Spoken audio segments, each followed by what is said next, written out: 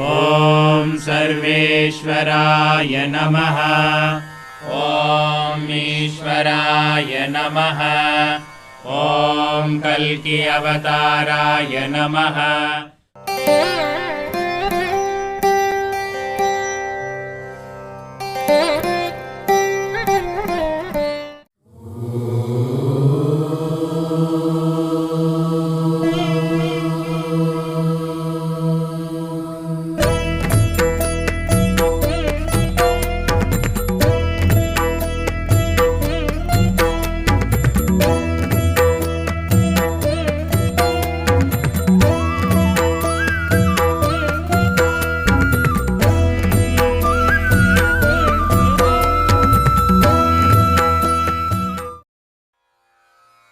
The divine has from time to time manifested to help and guide man.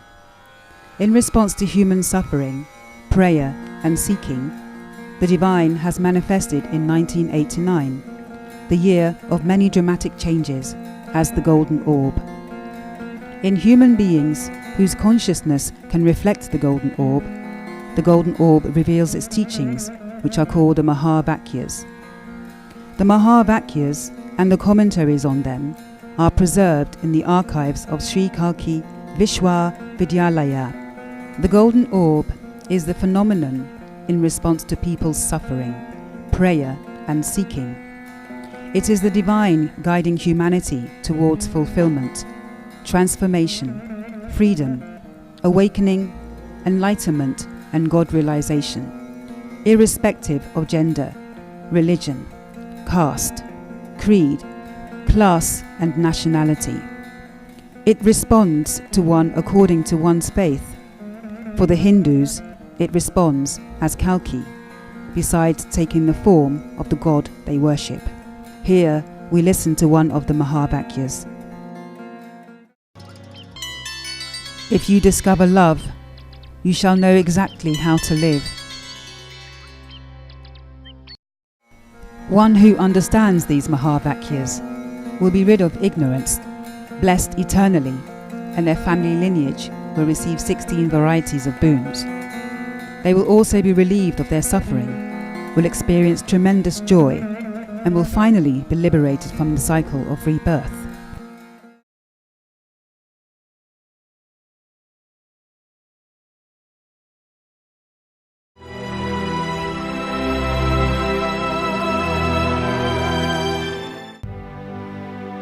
Every Sunday, we would be listening to the timeless insights of Sri Bhagavan, loved and revered as a friend and as a world teacher by millions across the world.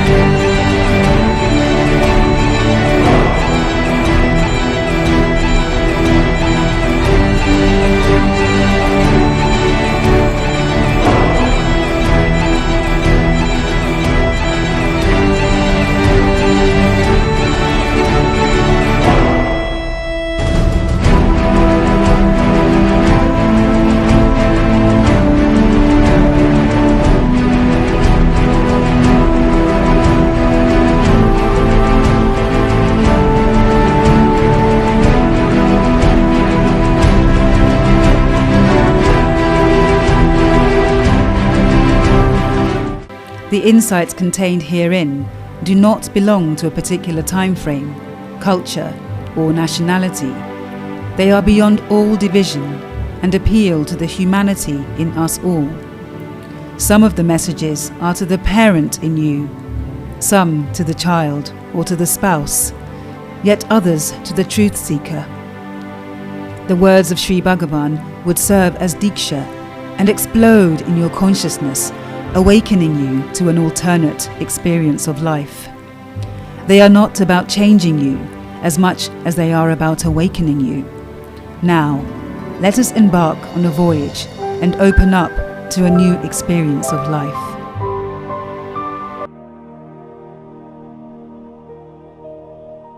Sri Bhagavan, why should man be awakened? Look at your life. Is there anything to your life? You are born, you go to school, there's a lot of competition, you have to study for your exams, get the marks, your parents are worried, you cause worry to your parents, and you are under stress. Then you go to college. Again, it is the same strife. Then you fall in love with somebody, you're not able to marry her or marry him. There is frustration. Then finally, you get a job. There, you may be happy or may not be happy. Again, competition, no promotion, stress and strain. Finally, get married. You are happy for 3 months. Then the problem starts. You beget children and take them to school, go for some movies, watch television, read newspapers, magazines, eat some food, go for picnics. Is there anything to your life at all? Is there any meaning to your life? Any purpose to your life? Every day, the same coffee, the same breakfast and lunch and dinner. What a mediocre life. So it means you merely exist. You are not living. You exist because you are afraid to die. All of you would like to become the Prime Minister of India. Is it possible? No. All of you would like to become the CEO of a company. Is it possible? No. You have to make compromises and adjustments. Lot of wealthy people who have everything in life are still in depression. So money has given them pleasure, but not happiness or joy. So whether you achieve success or not, either way, you are not happy. As long as you are there, you are not going to be happy. Because if you are there, your being there is unhappiness. Not that you are unhappy, you equal to unhappiness. That is your condition. So, how long can this go on? This has been going on for many long years. It has to end. So, what should we do? You have to be erased. Only grace could do it. Either you do it on your own if you can, or take the help of grace if you could. Once you are gone, it does not matter who you are, what you are. What is there is only love, joy and happiness.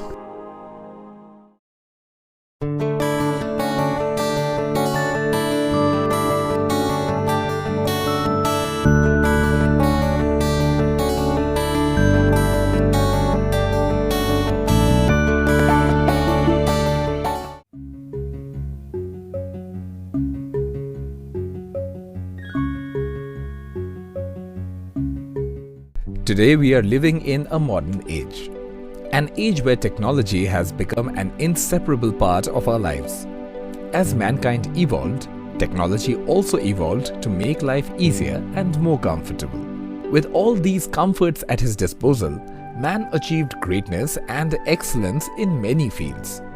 In spite of having reached great heights, one is still not happy. There are some questions that haunt one even at the highest summit. So what? What next? Equipped with different resources, it is possible to handle and overcome challenges that one comes across in the external world. But when it comes to the internal world, one is at a loss. unable to find the answers to these questions. That is, when one loses the joys of life. Is there a way out? Is it possible to get the answers one is looking for? What is the solution? The solution is awakening. What is awakening? Does it mean standing on one leg performing penance on hilltops? Does it mean giving up one's family and becoming a monk? Does it mean that one must not have any desires? Does it mean that one stops working and earning money? Does it mean being in long exalted states of samadhi? This is what most people think about awakening. While there are many misconceptions about awakening, here let's all take clarity about awakening and awakened state given by Sri Kalki-Episode-18-English. Awakened states come and go. They are peak states. Awakening is not a state.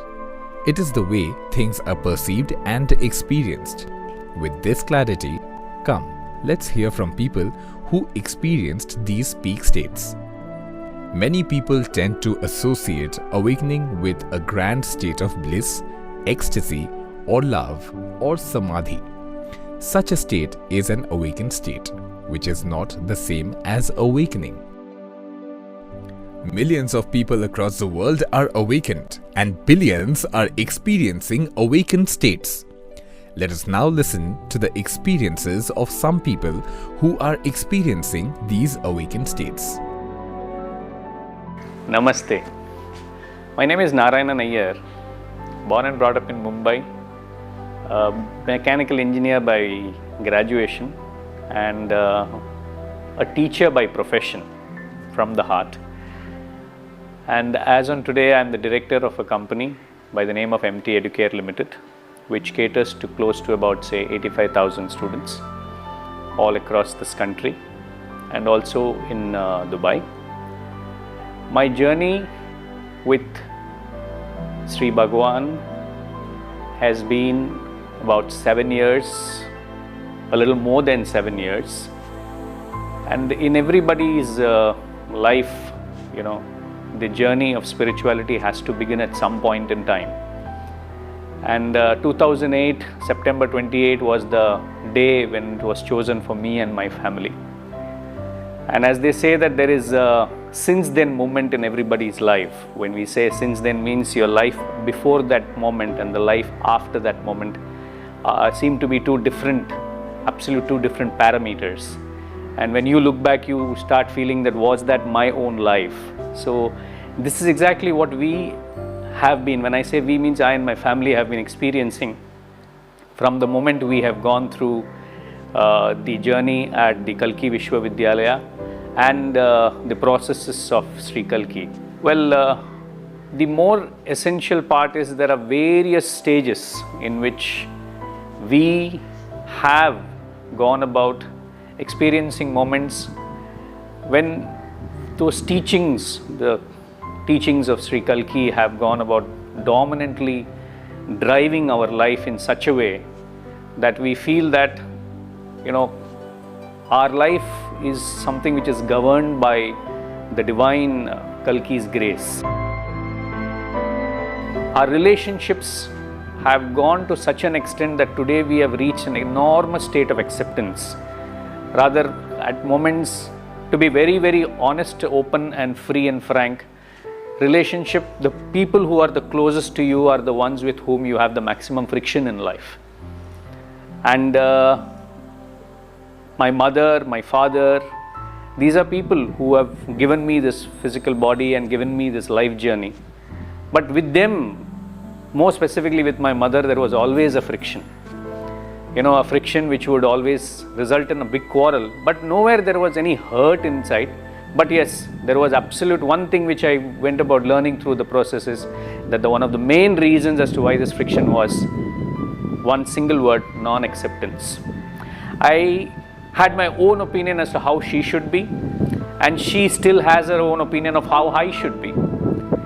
Whereas she continues to be the way she is, my state has gone to such an extent that my complete acceptance has gone to such a level after the processes at the Kalki-Episode-18-English that Today I keep smiling. There are quarrels, because even to fight you need a relationship. You just can't go on the road and start fighting with anybody.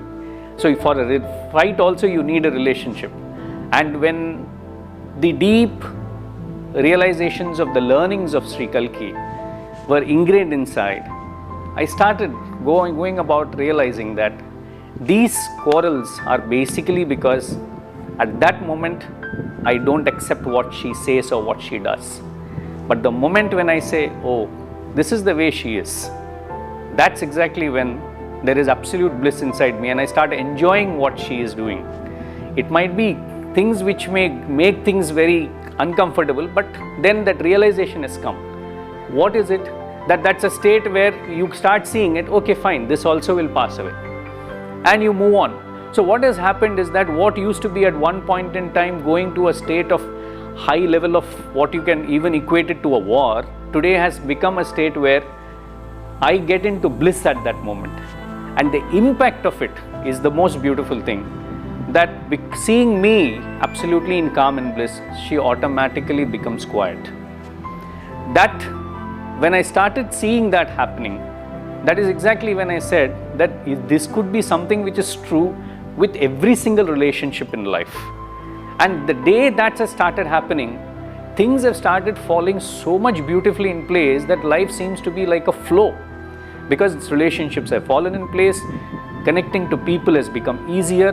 Moreover, connecting to nature has become very, very, very simple. In one of the processes which I went through at the Kalki Vishwavidyalaya, a teaching which was so dominant and so prominent was where it said that my body is not my body. Just like, someone who is told this seems to be taken aback. Even I was taken aback, because all through so many years of life, we have always been thinking that it is this body that we are.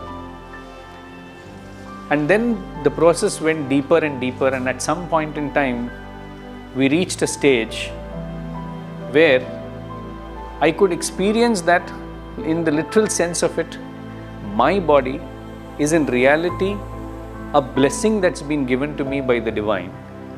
And I could see that, yes, this we call it as a hand because we have been taught in school that this is hand, this is leg, this is ears, this is nose, this is eyes. And we feel that this body is what we are, whereas in reality, at that moment when I went and finished off with the process and we were sitting with that state of what exactly the learning and the teaching of Sri Kalki is, we realize that this hand is nothing but an extension of this entire existential creation. And from that moment onwards, there was a huge shift in the manner in which I started living my life. Why I say it's a huge shift is because just as any teenager, I have been a person who has smoked, I have been a person who has had liquor, and also which usually what we call it as a group influence. There have been moments when I have given into going about having a drink or having a smoke with friends. And post this entire experience of this body being a divine blessing for us to travel this life journey on this earth, it was impossible for me to go about doing anything which will be harmful for the body. Somewhere I realized that the reason as to why I have, and most of the people, abuse this beautiful instrument is because we have got it free of cost. We have not put in any effort to get it. And in the process of that, what we do is, as usually said, that anything which comes for free is never respected to the extent to which it should be, even though it's the most precious. And this is exactly what happened in my case also. And from that day, that teaching got so deeply ingrained inside me.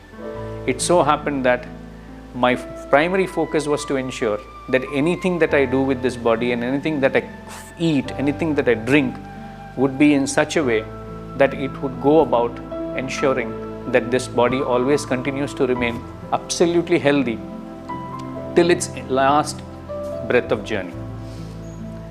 For that matter, I have been a person who has been very systematic in ensuring that early in the morning I put about 4 to 5 glasses of water inside me, because somewhere I felt that body being 70% water should be there, and it had a lot of effect.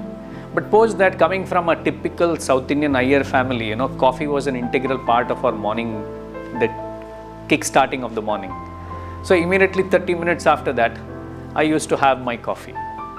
And somewhere I started experiencing, my body started telling me that after you go about starting the day so beautifully with water, you put in coffee inside, it doesn't match.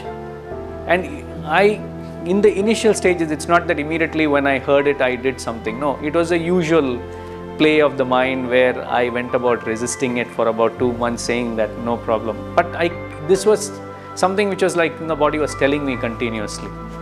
And then a point came when I said, no, I should not do it. So from that day, after 1 hour, instead of coffee, it was replaced by a juice. But the state has become in such a way that coffee doesn't rule our life now. If it is there, fine. If it is not there, fine. So what exactly has happened is that there is a sense of acceptance, because on some days when I don't get coffee, rather than becoming upset the way I used to in the past, today it is in such a way that I feel that fine, my body is a little protected because no caffeine has gone inside it at all. And this is exactly what has gone about happening. For that matter, there are many moments when that desire for junk food comes in. You eat a samosa or a pizza or a burger, which is so much visually there in front of everyone. So obviously when they are there banging in the form of various ways, you feel that desire. Today, post the process at the Kalki-Episode-18-English, which has one more teaching which says that your thoughts are not your thoughts. The instant thing which I do is I start seeing. I start seeing what? That yes, I'm getting the thoughts of eating these things, and I keep on seeing them and being with them.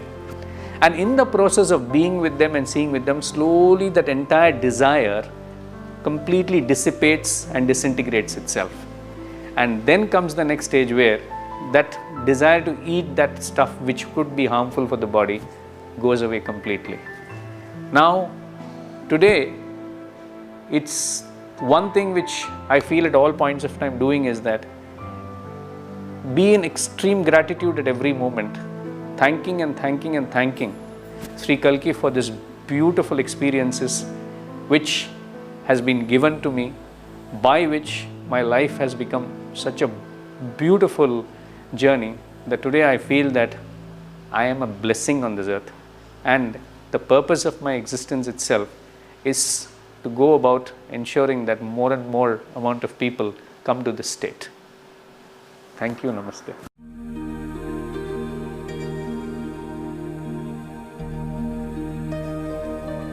Siddharanyam means the forest of the Siddhas. Siddhas have abounded in these hills, and even today, as dusk turns into night, most people with their naked eyes see the divine lights appear on the horizon, symbolizing the presence of the Siddhas. From years, people have had the experience of witnessing the golden orb in this sacred forest. People move into altered states of consciousness, meditating in this sacred place. Come, let us enter into a powerful meditation on the golden orb. You could either close your eyes or open your eyes and meditate.